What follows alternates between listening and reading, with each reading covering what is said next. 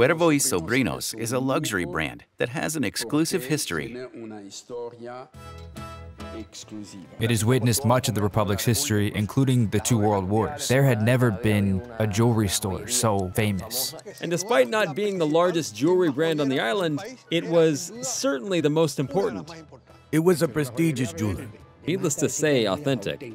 Those people who intended to buy a watch would visit Cuervo y Sobrinos, a Swiss luxury watch brand born on the Caribbean island of Cuba. There are people who have the watches at home, cherished and no longer in use. They won't sell them for anything because they were in love with their prestigious watch. Cuervo y Sobrinos was the largest watch shop Havana had ever seen, or Cuba for that matter. Havana was a modern, contemporary, and important city. It has been a cultural hub since the 19th century. The fact that these watches represent our history, culturally speaking, makes us feel proud. No one talks about Cuervo y Sobrinos without thinking about Cuba. Cuervo y Sobrinos is part of Cuba's heritage. It is like family.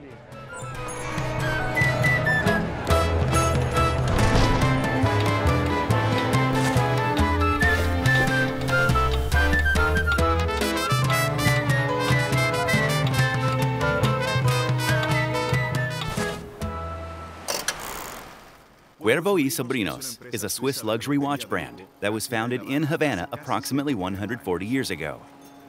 The watchmaking heritage of one of the most important Latin American jewelers continues today, making exclusive timepieces. It all began when a Spanish immigrant from Asturias named Ramon Fernandez Cuervo opened a jewelry store in Havana in the early 1860s. In 1882, Don Ramon was joined by two of his nephews, Teodomiro and Baldomero. Between them, they managed the company's wholesale jewelry business, working from a house on Teniente Rey Street. Later, two further nephews, Placido and Lizardo, joined the company. The entrepreneurial brothers progressively arrived from Spain in order to work with their uncle. In 1885, the final brother arrived, Armando Fernandez Rio y Cuervo.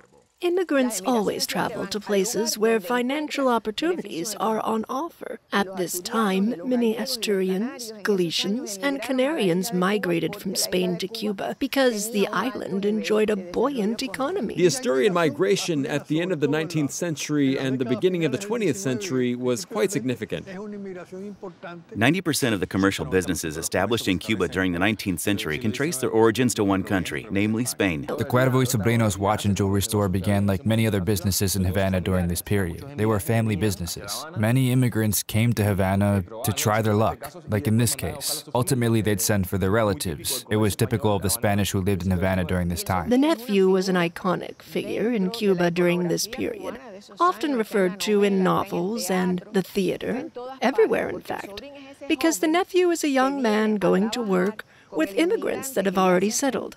The nephew would join the business, and then as the founder grew older, he would assume more responsibility, ensuring the continuity of the business. You will find many companies that are like Cuervo y Sobrinos. It was a way that many companies were organized at the time, a common business practice of the period. Later, Cuervo y Sobrinos opened two import offices for its purchases in Europe, one in Pforzheim, Germany, and the other on Meslay Street, Paris. Pforzheim was known as the Golden City because it was the epicenter of the German jewelry industry, while Meslay Street is in the 3rd arrondissement of Paris and is the home of various shops. Don Armando rises to prominence. The family business quickly flourishes, and headquarters relocate to Morales Street, an important commercial street in Old Havana. In the 19th century, clocks were luxury items that only people from the upper classes who could afford importing quality clocks could have in their homes.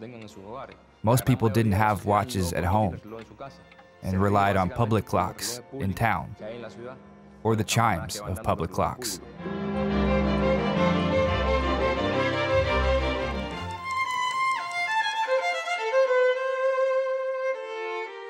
Ramon Fernandez Cuervo, the founder of Cuervo y Sobrinos, passed away in 1907. While grieving over their loss, his nephews took over the prosperous business and carried on the legacy of their uncle. The fat cow period didn't last for long. but saw great development, especially for the sugar industry. On top of that, it expanded to the entire country like concentric circles. This allows for the middle and upper classes to start living as if they were in richer countries. They built mansions that still stand to this day. They bought cars, expensive clothes, as well as jewelry, supplied by Cuervo y Sobrinos. All of this helped to bolster the company's growth. In the 20th century, new stores started popping up in San Rafael Street, a new urban corridor lined with modern shops. This location attracted Cuervo y Sobrinos. I'd say Cuervo y Sobrinos was the first luxury firm established with all the business functions gathered in one place. It managed direct distribution, shops, and the warehouse all by itself. Cuervo y Sobrinos didn't just move anywhere. It went to those areas that reinforced its prestigious image. Indeed, the fact that the company moved to a major commercial street resulted in people considering it as a part of the city's urban heritage. Up until this point, Cuervo y Sobrinos operated as a jewelry import warehouse. At the new headquarters, the company started producing its own jewelry and doing retail, selling directly to customers. At the shop, they only work with the precious stones, such as gems and emeralds. The rubies they would work on were nothing short of dazzling. It was the finest jewelry. Not just any jewelry. That was Cuervo y Sobrinos. So prosperity was not limited to the bourgeoisie. It was an extremely open society, where people were entering and leaving the island of Cuba. They were attracted to its modern market, with big, luxurious stores on the main commercial streets. Here, they would find anything they desired. And Cuervo y Sobrinos was part of all that. In 1925, Don Armando passed away, and his brother Placido became the head of the jewelry boutique. Placido brought a teenager from Spain to work for Cuervo y Sobrinos. His name was Ricardo Ravan Alonso, and he gradually gained influence within the company.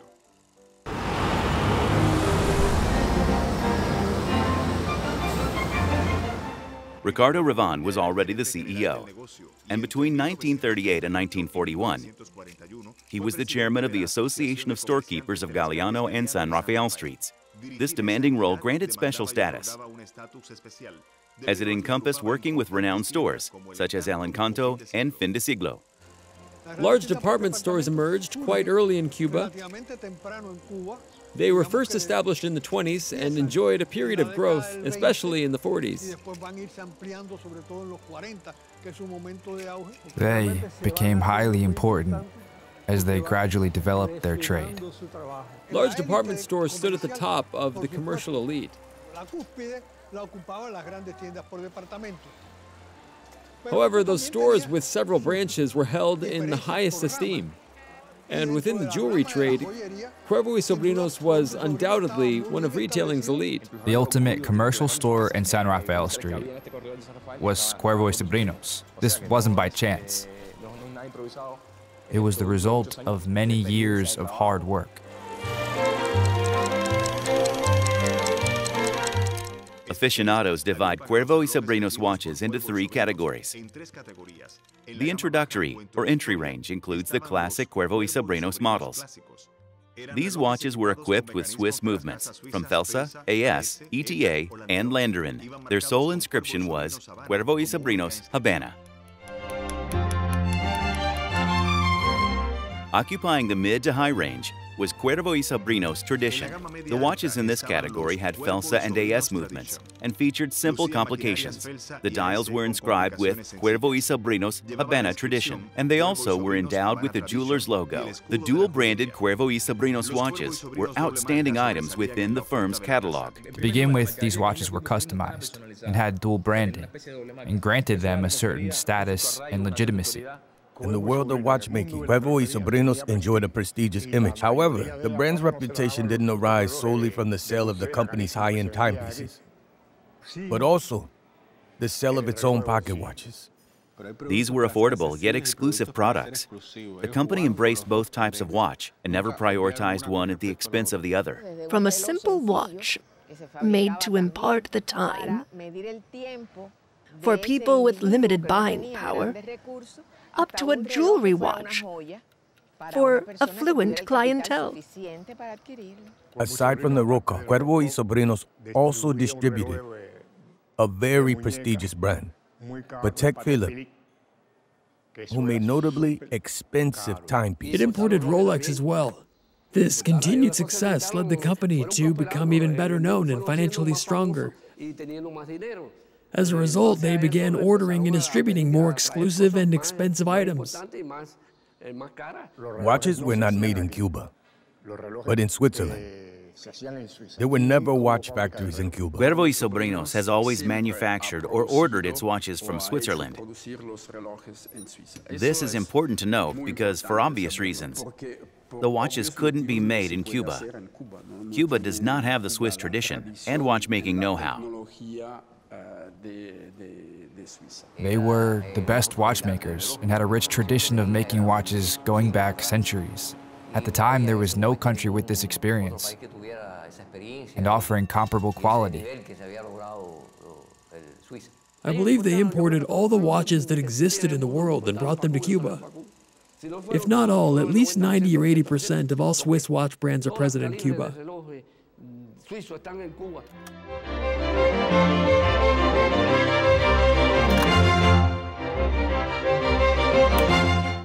The Cuervo y Sobrinos jewels were, needless to say, authentic. The most ordinary metal used here was the 18-karat gold. Everything else was platinum, a metal vastly superior to gold. They used precious stone from the First World. So we are talking about jewels of a very high technical level and with high production costs. That shop was consistently producing jewelry every single day. In order to manufacture jewels of high aesthetic and artistic value, the first thing you need is qualified labor.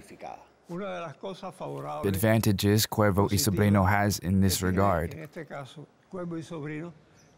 is the training of qualified staff to manufacture this type of item, of luxury items. A large part of the production was exported.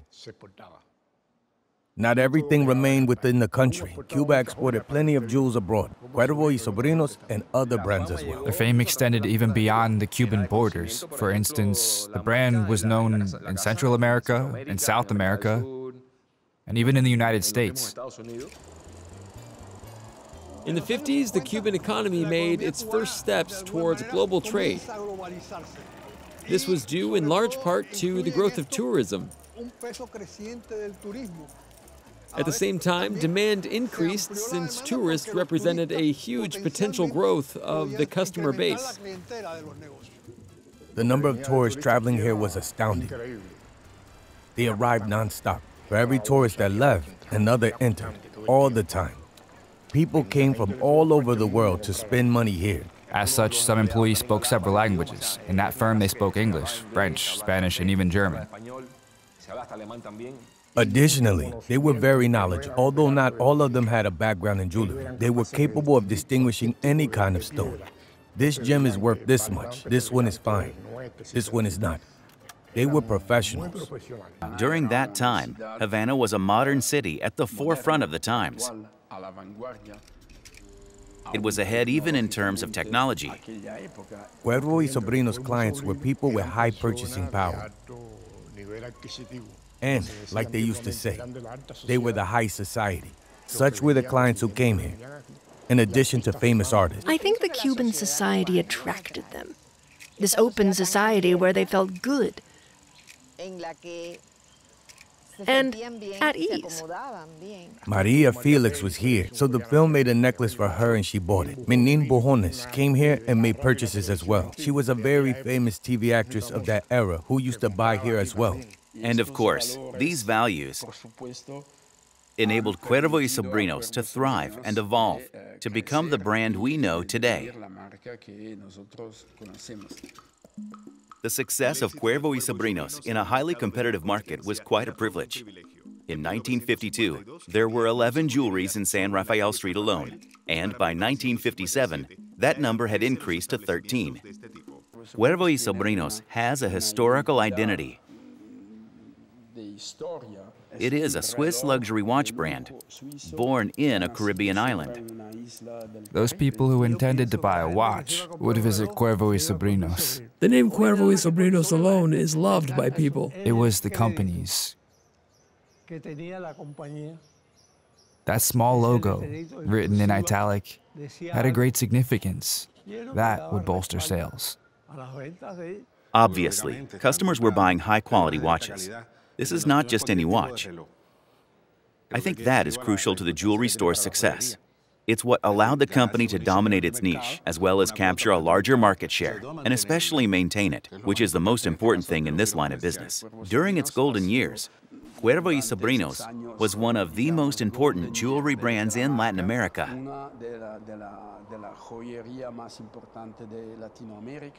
It left a brand for posterity and marked an evolution of the watch industry. In Cuba, I mean, there had never been a jewelry store so famous, and which is still remembered even today, despite all the years that went by. January 1st, 1959 marks the beginning of far-reaching changes in Cuba. The change was rather gradual, so the company was still operating as usual in 1959. As a result, the product quality started to decline. Now the company had to work with semi-precious stones. They used aquamarine, amethyst, and aventurine, so the products they made was different. What happened next was the total separation from the workshop. The workshop produced for Cuervo Sobrinos, but also for everyone else. They prohibited working with gold and started using silver. And then Soviet watches arrived. They started selling suits and silver jewelry. So the jewelry business started declining. Ricardo Ravon left Cuba with his entire family and never went back to the jewelry industry. Some individuals came to our store. They sealed the safe box, confiscated the stock, including what was displayed on the table. They took away all the tools we used, gave us a little piece of paper, and put us on the street. That's right, on the street. To me, the art of jewelry making is life. Life itself.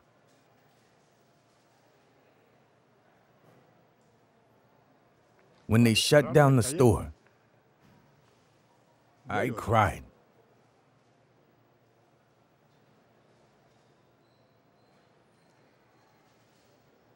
I got sick. I even got rashes. They told me it was caused by the shock. It seems that no one claimed Cuervo y Sobrinos. It expired, disappeared. Therefore, it was no longer a brand. During the 90s, Cuba entered a deep economic crisis and started once again opening up to the rest of the world. An Italian antique dealer named Luca Musumeci learned about the story of the Cuban jewelry, re-registered the Cuervo y Sobrinos trademark in 1999, and relaunched it in Europe with the distributor Marzio Villa as a luxury watch brand.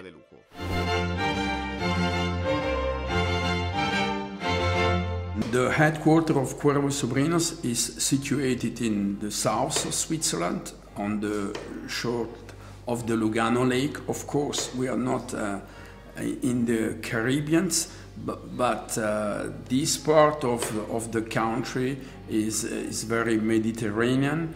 So the first step in the creation of a product is obviously to first define the need of the product. Why do we need this?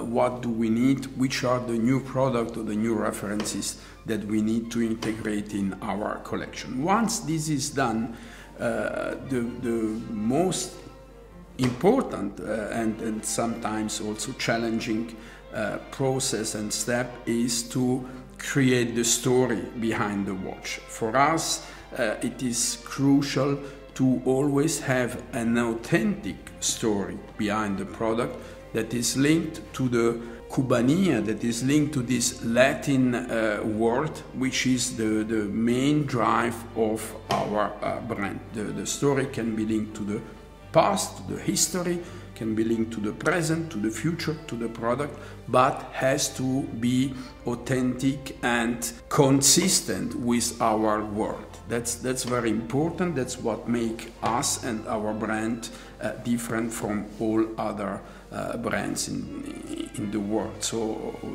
we always say that each watch has a story to tell, and each great story inspires a great watch. Cuervo y Sobrinos was born on a Caribbean island and is the only luxury watch brand dedicated to the Latin world and the Latin culture. The philosophy of Cuervo y Sobrinos is somehow inspired by the past. In fact, when we relaunched the brand at the beginning of the year 2000, we didn't want to create a new brand. We wanted to capitalize on the Latin roots and on the DNA of the brand from the past. However, it is logical that we also need to innovate the product, to have products that are on track in terms of new technologies, new materials. Of course, also the design of the watches has been adapted to the today and future taste. Today the watches are created in Switzerland, of course, in south of Switzerland, and more precisely in Capolago on the shore of the Lake of Lugano. But we still have a shop in the Havana Vieja, in the center of Havana, as, of course, a witness of the tradition and the past of the brand.